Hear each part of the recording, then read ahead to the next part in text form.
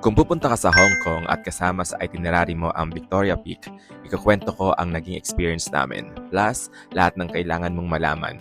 Paano mag-book, paano pumunta, ano ang mga makikita, sulit ba talaga, at tips para mas maging masaya ang visit mo. Ang Victoria Peak or mas kilala bilang The Peak ay isa sa pinakasikat na tourist spot sa Hong Kong. Dito mo makikita ang breathtaking panoramic view ng Victoria Harbor, mga matatayog na skyscrapers at kabundukan ng city. Kung pupunta ka dito, may options ka.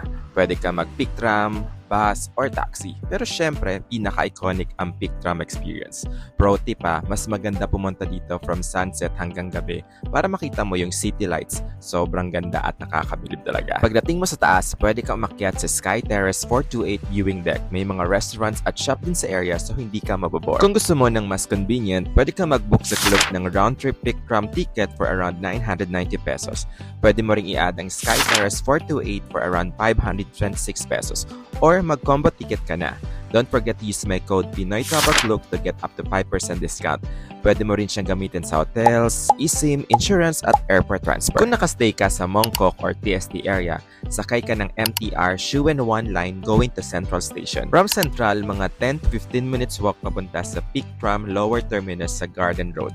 Madadaanan nyo dito ang madalas tambayan ng mga OFWs at ang St. John's Cathedral.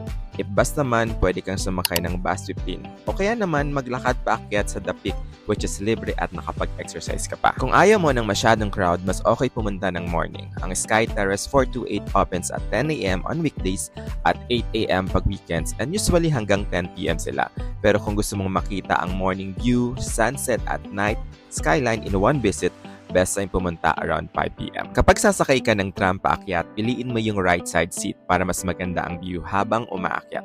And kung ayaw mo naman magba ng Sky Terrace 428 or makipagsiksikan sa taas, may pre-viewing area sa Peak Galleria kung saan kita mo pa rin ang Victoria Harbor. So kung may tanong pa kayo, comment lang sa baba ng video. Sabihin nyo rin kung anong lugar sa Hong Kong ang gusto nyo kong i-vlog next.